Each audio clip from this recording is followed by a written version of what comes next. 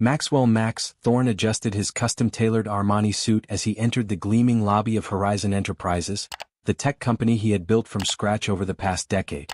At 31 he was already worth north of $300 million, with a penthouse overlooking Central Park, a collection of vintage cars, and a reputation as one of the most eligible bachelors in New York City. His piercing blue eyes, square jaw, and the distinctive dimple on his left cheek had graced numerous magazine covers, and his signature platinum blonde hair was always perfectly styled. Yet behind the confident smile and firm handshakes, Max carried a deeply personal burden that few knew about. "Good morning, Mr. Thorne," chirped his assistant, Vivian, as she handed him his schedule for the day. "The board meeting starts in 20 minutes, and Dr. Peterson called again about rescheduling your annual checkup." Max waved his hand dismissively. "Tell Peterson I'll call him back. What's the latest on the Nexus merger?" He strode toward the elevator, barely breaking his stride as employees nodded respectfully in his wake. "The paperwork should be finalized by end of day," Vivian replied, struggling to keep up with his long strides. "And don't forget your lunch with Senator Williams at 1. The elevator doors closed, leaving Max alone with his thoughts. He leaned against the wall and exhaled slowly, allowing a momentary crack in his perfectly composed facade. 10 years ago, at the age of 21, his life had taken a devastating turn. Just as his first startup was gaining traction, he'd been diagnosed with testicular cancer. The aggressive treatment had saved his life but left him sterile. The doctors had been clear: having biological children would be impossible. That knowledge had shaped every relationship since, including the painful end of his engagement to Eliza 3 years ago. She'd wanted a family, something he could never give her. The elevator doors opened on the top floor, and Max stepped out, his public persona snapping back into place. "Let's make some money," he announced to the room of executives waiting for him, hiding his personal pain behind the mask of the ruthless business titan they all expected him to be. That evening, Max sat alone in his sleek penthouse, nursing a glass of 30-year-old scotch. The Nexus merger was complete, adding another $50 million to his net worth, yet he felt strangely hollow. His phone buzzed with messages from people wanting to congratulate him, invite him to exclusive parties, or pitch him their latest business ideas. He ignored them all. Instead, Max picked up the framed photo on his coffee table, himself as a 10-year-old boy standing next to his father at a Little League game. It was one of the few happy memories he had of his dad before the man left their family for his secretary and a new life in California. "I'll never abandon my kids like you did," Max had promised himself as a teenager. Now that promise seemed like a cruel joke given his condition.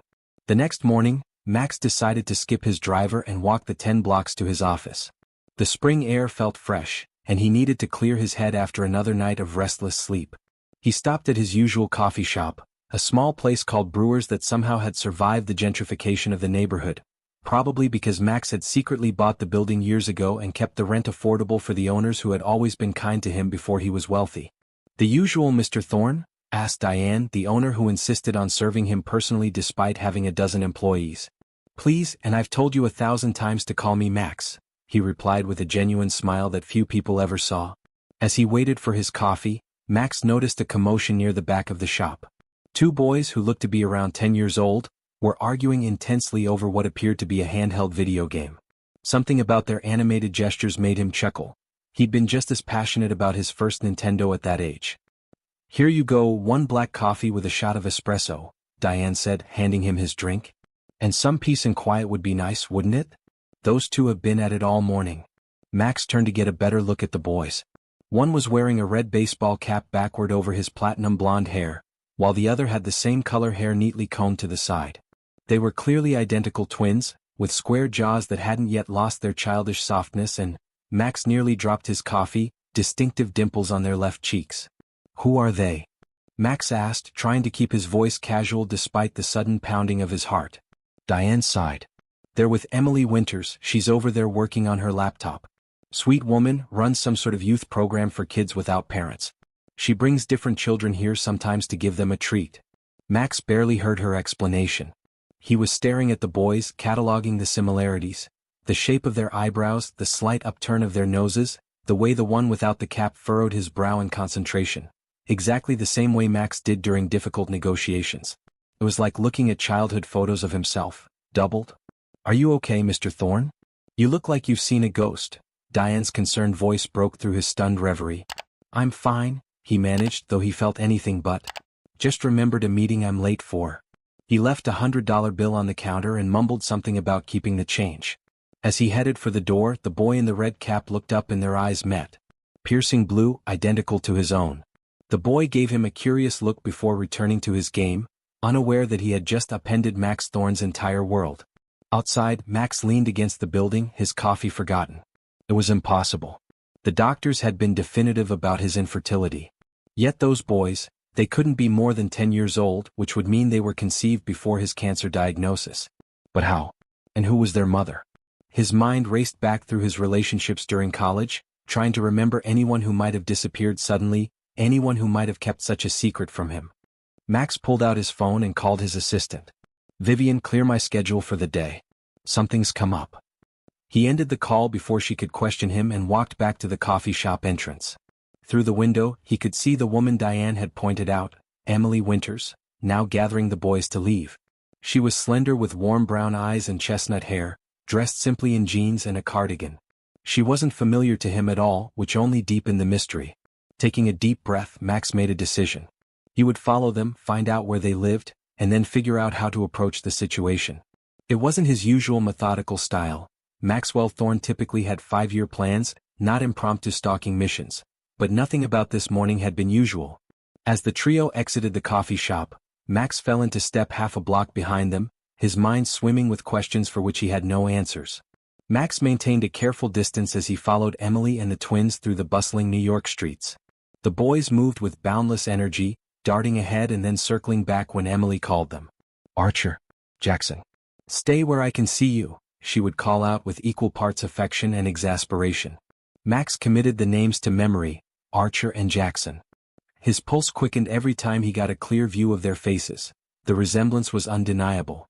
They eventually arrived at a modest community center in a working-class neighborhood far from Max's usual haunts. A weathered sign read Winters Youth Foundation above the entrance. Emily ushered the boys inside, greeting several other children and staff members with warm familiarity. Max lingered across the street, observing from behind designer sunglasses. After 15 minutes of internal debate, he crossed the street and entered the building. The interior was bright and cheerful despite the obvious budget constraints, walls covered with children's artwork, mismatched but clean furniture, and the sound of laughter echoing from various rooms.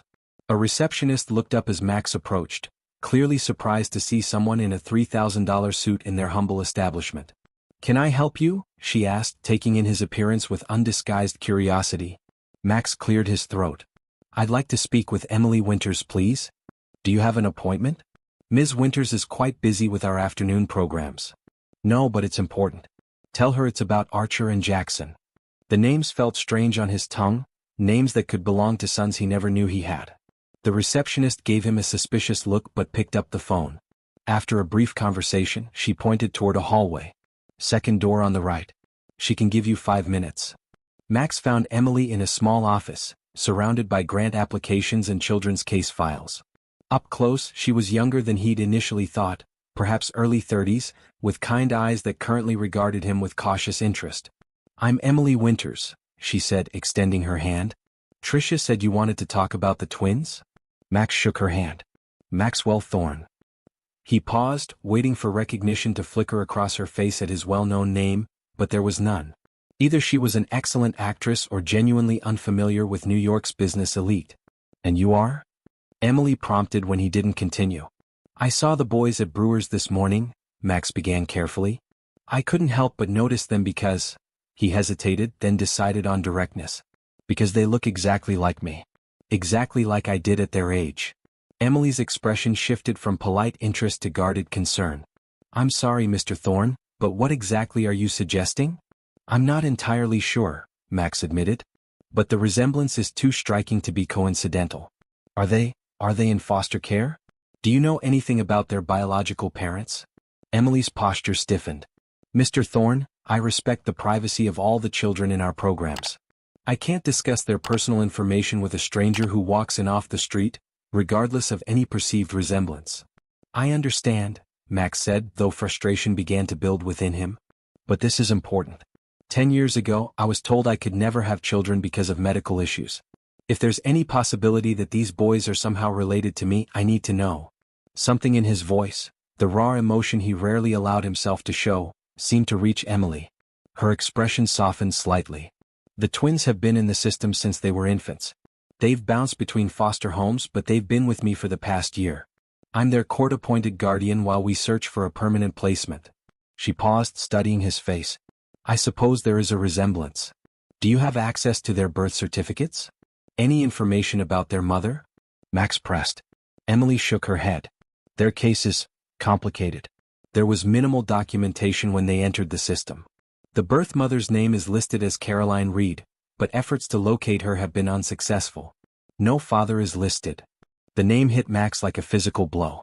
Caroline Reed? He repeated, his voice barely audible. Caroline, his college girlfriend during sophomore and junior year at Yale. They'd been serious until she'd suddenly transferred to a university on the West Coast, ending things abruptly with a vague explanation about family problems. That was 11 years ago, which would align perfectly with the twins' age. Emily was watching him closely.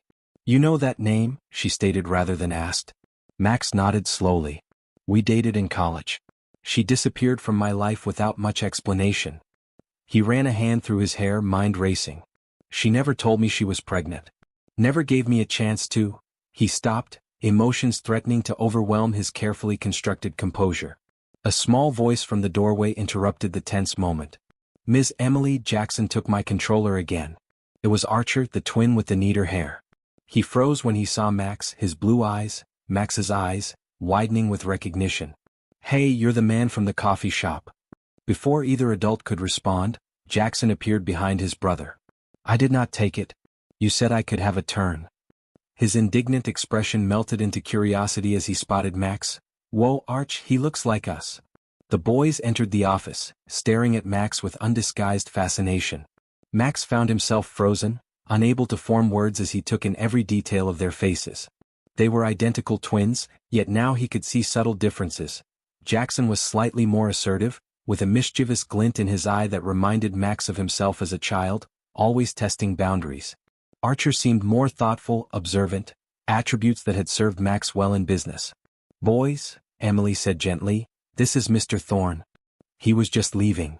Actually, Max said, finding his voice, I'd like to stay if that's all right. Maybe get to know the boys a bit. He looked at Emily with an expression that was part plea, part determination. Emily hesitated, clearly torn between protocol and the extraordinary situation unfolding before her. That's not how things normally work, Mr. Thorne. Please call me Max, he said, then knelt down to the twins' eye level. I'm Max. I like your hat, Jackson. He nodded toward the red baseball cap. Jackson grinned proudly. It's a Yankees cap. Do you like baseball?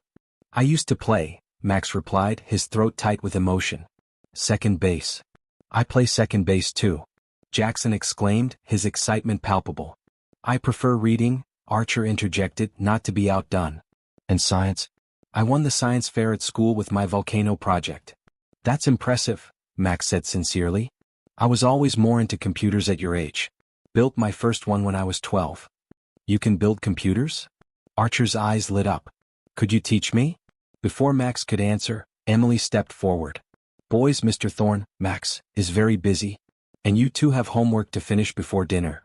The twins groaned in unison but dutifully turned to leave. Jackson paused at the door. Are you coming back tomorrow? He asked Max, hope evident in his voice. Max looked to Emily, who gave a small, reluctant nod. Yes, he told Jackson. I'll be back tomorrow. After the boys left, an uncomfortable silence filled the office. Max cleared his throat. I want a DNA test, he said quietly. If they're mine, and I believe they are, I have rights. Emily's professional demeanor returned. If you're serious about this, Mr. Thorne, we'll need to go through proper legal channels. These boys have been through enough disruption in their young lives. I won't allow anyone to enter their world only to disappear again when things get complicated. I would never, Max began hotly, then stopped himself. I understand your concern. But I need to know the truth. And if they are my sons, I want to be part of their lives. Emily studied him for a long moment. The boys need stability, not false hope. They've had enough disappointment. Her voice softened. But they also deserve to know where they come from, if possible. I'll help facilitate a DNA test, but I want your word that you'll proceed with their best interests at heart, regardless of the outcome. You have my word, Max promised, his businessman's mask completely gone, replaced by raw sincerity. As he left the community center, his mind was already mapping out next steps.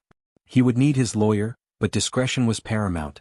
The last thing he wanted was tabloid headlines about the CEO's secret love children.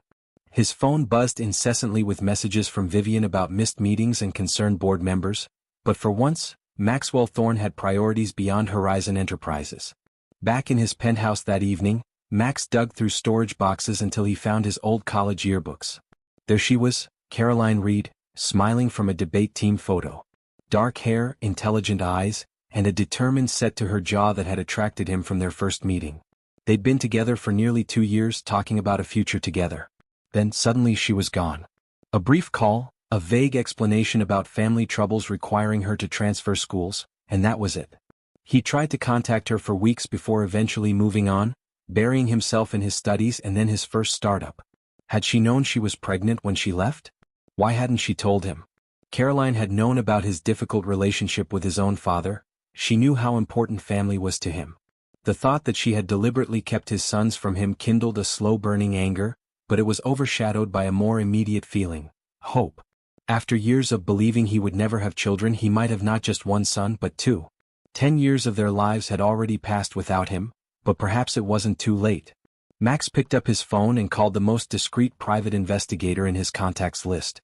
"I need you to find someone," he said when the call connected. "Caroline Reed. Last known location was Stanford University, about 11 years ago." He paused. "And I need it done yesterday." The next morning, Max arrived at the community center carrying 2 carefully chosen gifts: a beginner's computer building kit for Archer and a professional-grade baseball glove for Jackson. Emily met him at the entrance, her expression a mixture of resignation and cautious optimism. "They haven't stopped talking about you," she admitted. "I've never seen them this excited about a visitor before."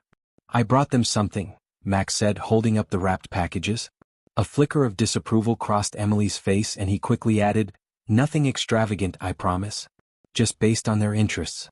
Emily led him to a small activity room where the twins were waiting.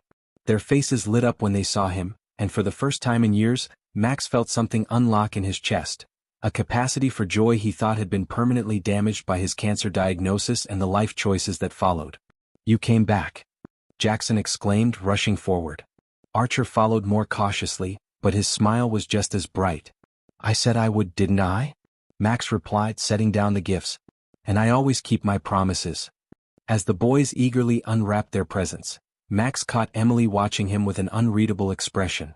In her eyes he recognized both hope and fear, the same emotions churning within his own heart as he took his first tentative steps toward becoming something he'd never thought possible: a father.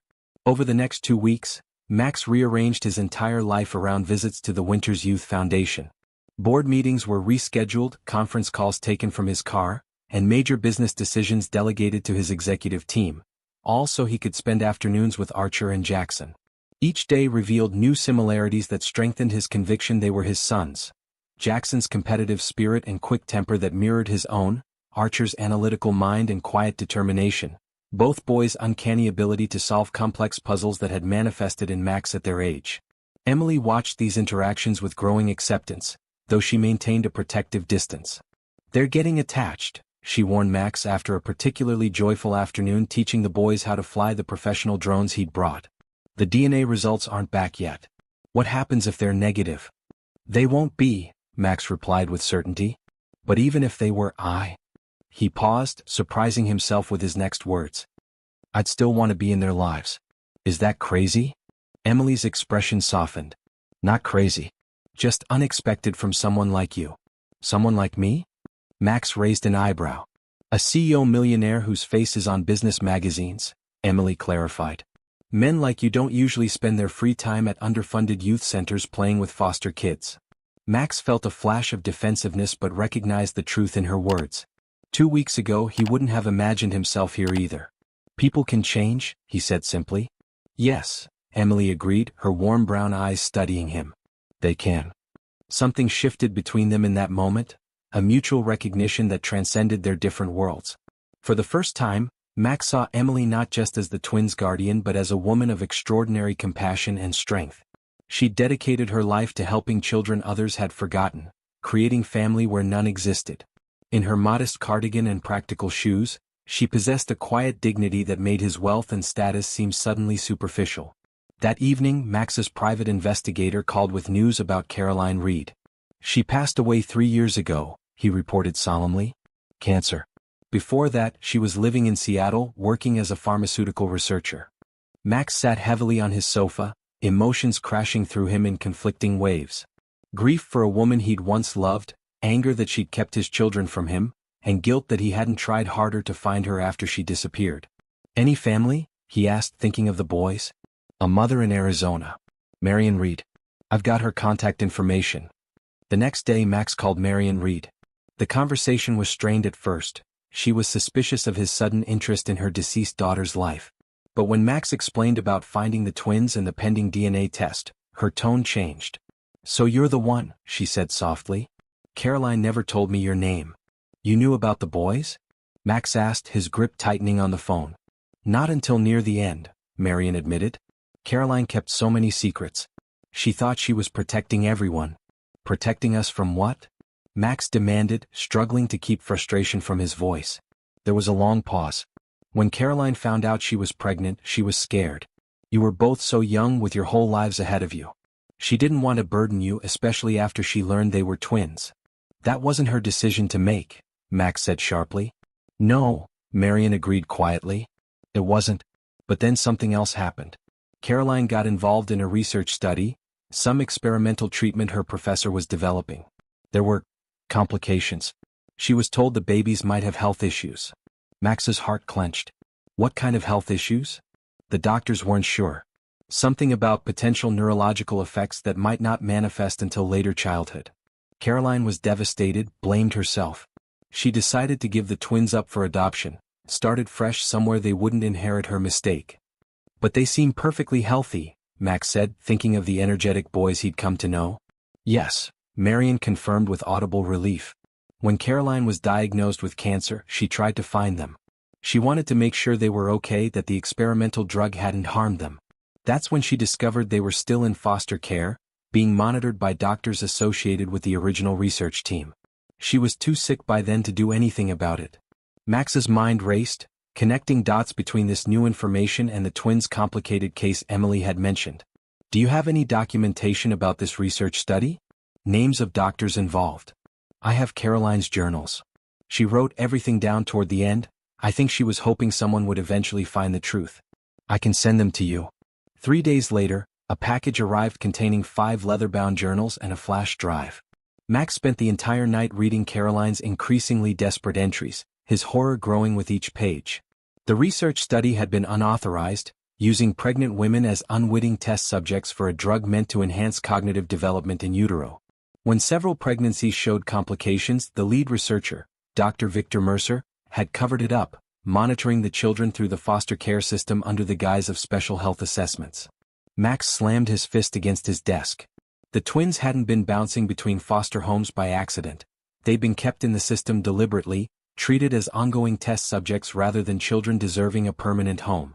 No wonder their paperwork was complicated, as Emily had put it. The DNA results arrived the same day, 99.9% certainty that Max was the biological father of Archer and Jackson Reed.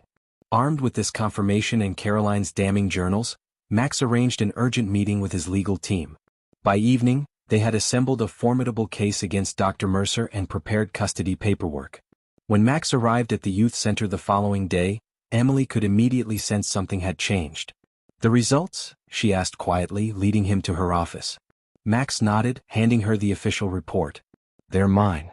The words filled him with both joy and solemn responsibility. But there's more. He laid out Caroline's journals and explained everything he'd learned about Dr. Mercer's unethical study. Emily's face paled as she pieced together implications for the twins' care. Those quarterly health assessments they have to attend, I've always felt something was off about them. The boys hate going, but the court mandated them as a condition of their foster placement.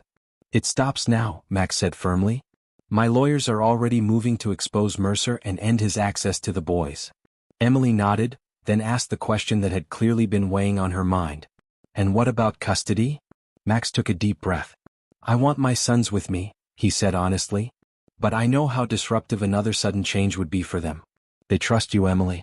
You're the most stable parent they've ever known. Her eyes widened slightly at his use of the word parent. I'm not going to swoop in and take them away, Max continued. I was thinking, a transition period. They could split time between my place and here, get used to the idea gradually. He hesitated. And I was hoping you'd help guide me.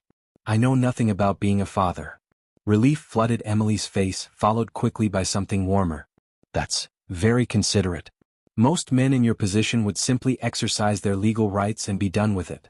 I'm not most men, Max replied with a small smile. And they're not a business acquisition. They're my sons. The conversation with the twins was both easier and harder than Max had anticipated. They sat in the youth center's small garden, the boys unusually quiet as Max explained that he was their biological father. So, you're our real dad? Jackson asked, brow furrowed. Like for real? Yes, Max confirmed. I didn't know about you until I saw you at the coffee shop. Your mother and I were separated before she knew she was pregnant. Is she our real mom? Archer asked, his analytical mind piecing together the implications. Where is she? Max exchanged a glance with Emily, who nodded encouragingly. Her name was Caroline, he said gently. She was very smart and brave. But she passed away a few years ago. The boys absorbed this in silence. Then Archer asked the question Max had been dreading. Are you going to take us away from Miss Emily? No, Max assured them. But I would like you both to come stay with me sometimes if you want to. We could get to know each other better. Jackson's face lit up. Like at your house? Do you have a pool? Richie at school has a pool at his dad's house. Max couldn't help but smile. Yes, there's a pool in my building. And plenty of room for both of you to have your own bedrooms. The excitement in the twins' eyes was tempered by uncertainty as they looked to Emily. She smiled reassuringly. I'll still see you all the time.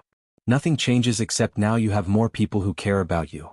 The next weekend, Max brought the boys to his penthouse for their first overnight stay.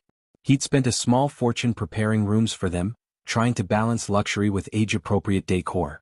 Jackson's room featured a custom baseball-themed bed and an autograph collection of Yankees memorabilia, while Archer's contained a junior science lab and walls lined with books.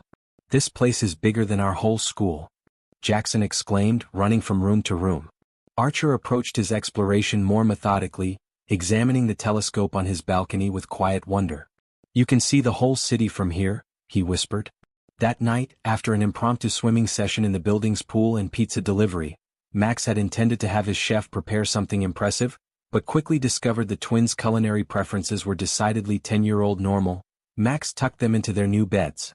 As he was leaving Archer's room, the more reserved twin called him back. Are you going to be like Jason's dad? Archer asked, his voice small in the darkness. Who's Jason? Max asked, sitting on the edge of the bed. He's in our class. His dad gets him on weekends, but he's always on his phone doing business stuff. Then he gives Jason expensive presents so he won't bother him. The words hit Max like a physical blow. No, he said firmly. I won't be like that. I might make mistakes because this is all new to me, but I promise I will always make time for you and Jackson. Archer studied him with those two perceptive eyes. Okay, he said finally. Ms. Emily says you're different from what she expected. She says sometimes people surprise you in good ways. Does she? Max smiled, something warm unfurling in his chest. She's pretty smart. She likes you, Archer informed him matter-of-factly. She always fixes her hair before you come visit. Max chuckled, filing that information away. Get some sleep, buddy. Big day tomorrow. The following morning, while the boys were engrossed in the video game system Max had installed, his phone rang with an unknown number. It was a detective from the NYPD, informing him that Dr. Mercer had been arrested based on the evidence Max's legal team had provided. We found records of at least 12 other children in similar situations, the detective explained. This case is going to be huge.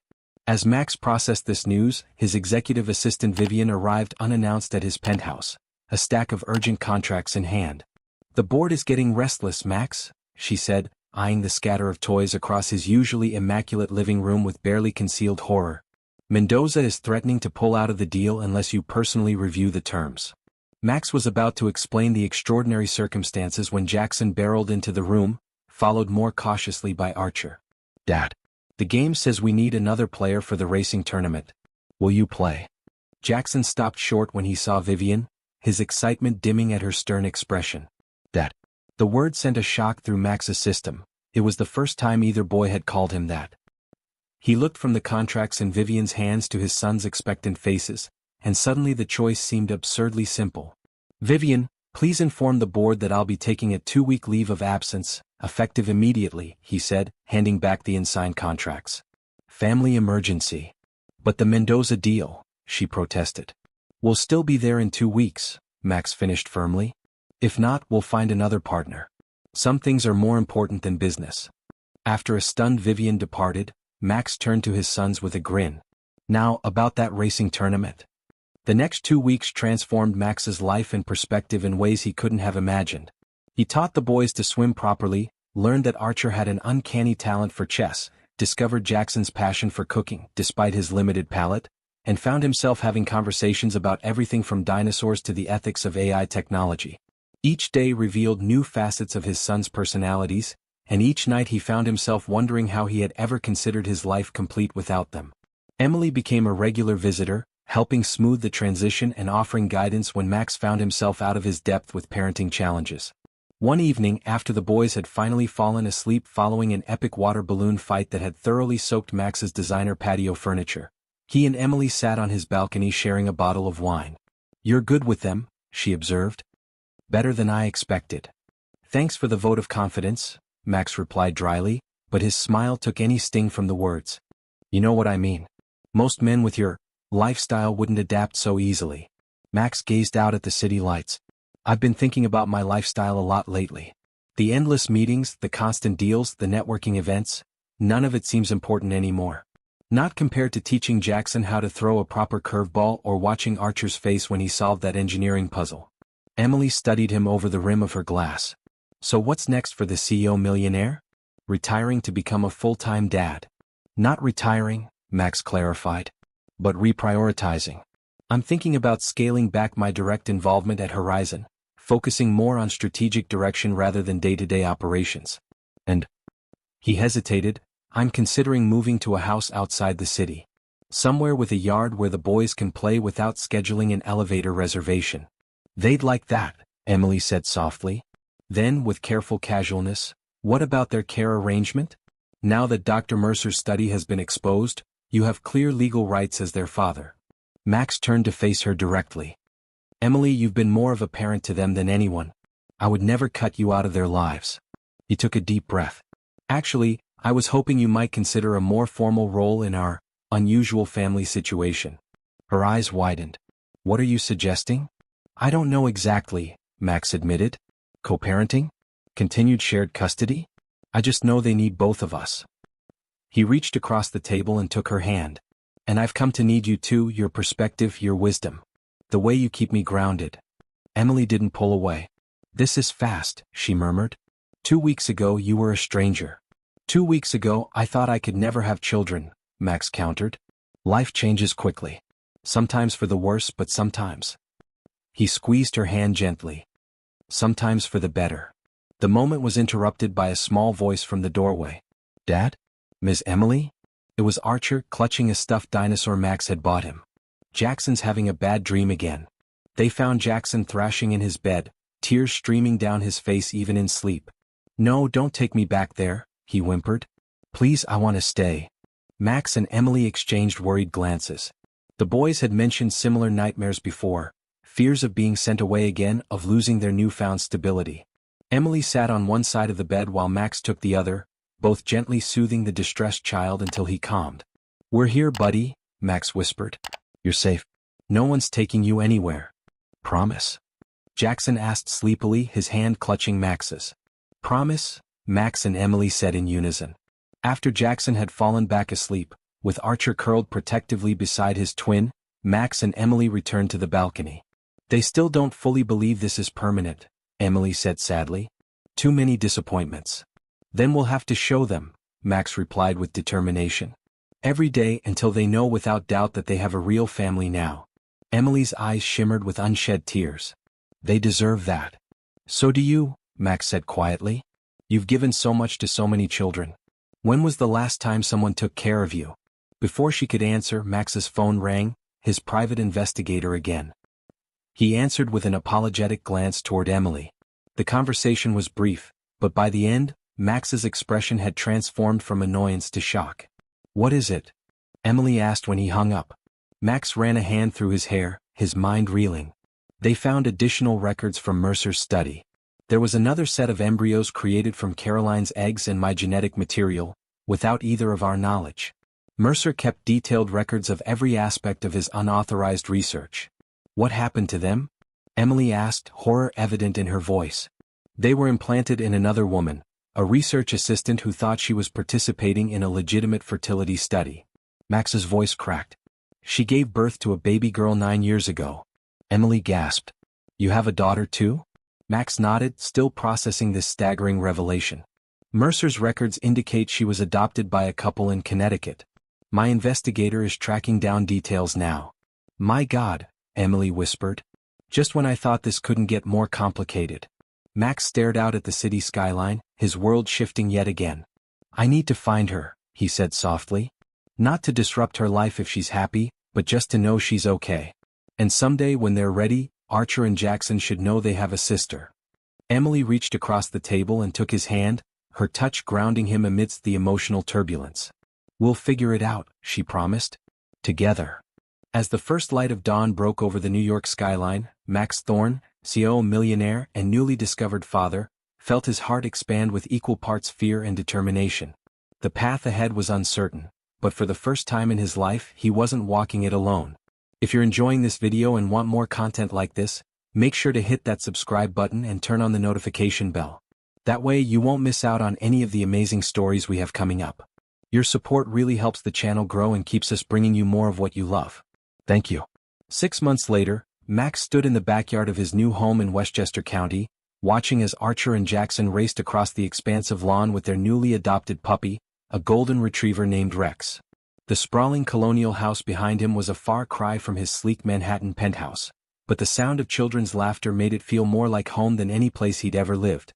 "They've come so far," Emily remarked, joining him on the patio with 2 cups of coffee. She handed one to Max, their fingers brushing in a touch that had become comfortably familiar. "We all have," Max replied, gratitude evident in his voice. In half a year his entire life had transformed. He'd restructured Horizon Enterprises, appointing a new CEO while remaining as chairman of the board, giving him the flexibility to be present for his children. The boys were now officially in his custody, though Emily remained an integral part of their lives. More so since she'd accepted his offer to lead the Thorne Family Foundation, a new nonprofit dedicated to reforming the foster care system and supporting children affected by Dr. Mercer's unethical research. "Any news about Charlotte?" Emily asked gently, referring to Max's biological daughter who had been adopted by the Wrights, a loving couple in Greenwich. Max nodded. "I spoke with her parents again yesterday. They're open to arranging a playdate next month. Nothing overwhelming, just a chance for the kids to meet without the pressure of explaining everything right away." The Wrights had been understandably shocked when Max had first approached them with the truth about their daughter's biological origins, but to his immense relief, they had been remarkably understanding. Unlike the twins, Charlotte had been raised in a stable, loving home from infancy. Her adoption had been legitimate, her parents unaware of Dr. Mercer's unethical study.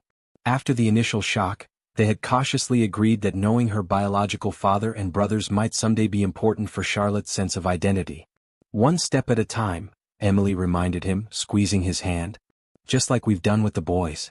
Max smiled, watching as Jackson attempted to teach Rex to fetch while Archer meticulously constructed what appeared to be a miniature obstacle course using branches and lawn toys. The contrast between his old life of boardrooms and billion-dollar deals and this peaceful domestic scene sometimes still gave him whiplash, but he wouldn't trade a moment of it. "The hearing for Mercer's case is next week," Max said, his expression darkening momentarily. "My lawyers think he'll get at least 15 years. Too lenient for what he did, but at least his career is finished." Emily nodded soberly. "And the other children from his study?" "All identified and their families notified. The foundation is providing whatever support they need: medical care, counseling, educational assistance." Max ran a hand through his hair, a habit that emerged whenever he was processing complex emotions. "Some of them have health issues that may be related to Mercer's experimental drugs. Makes me all the more grateful that Archer and Jackson are healthy." Their conversation was interrupted as Jackson came bounding up the patio steps, his face flushed with excitement. "Dad. Miss Emily. Archer figured out how to make Rex jump through hoops. Come see. Max and Emily exchanged smiles and allowed themselves to be dragged across the lawn to witness the latest achievement. Archer beamed with pride as he demonstrated his training technique, the usually reserved boy blossoming under their attention. That evening, after tucking the exhausted boys into bed in their dinosaur and space-themed rooms, Max joined Emily in the kitchen where she was reviewing grant proposals for the foundation. "I've been thinking," Max said, sliding a steaming mug of tea toward her. He'd learned months ago that she preferred tea to wine in the evenings. "A dangerous pastime," Emily teased, setting aside her paperwork. "Funny," Max retorted with a smile. "Seriously though, I've been thinking about us, this unusual family we've created. The boys are thriving with our arrangement, but I wonder if we could make it more official." Emily's eyebrow raised. "Maxwell Thorne, if that's your idea of a proposal, your reputation as a smooth negotiator is seriously overrated." Max laughed, then surprised her by pulling a small velvet box from his pocket. "I had something more traditional in mind actually. Though I admit none of this has been traditional from the start." He opened the box to reveal a stunning yet understated emerald ring. He'd learned enough about Emily to know that flashy diamonds weren't her style. "I'm not asking because of the boys, though they adore you," Max continued, his voice softening.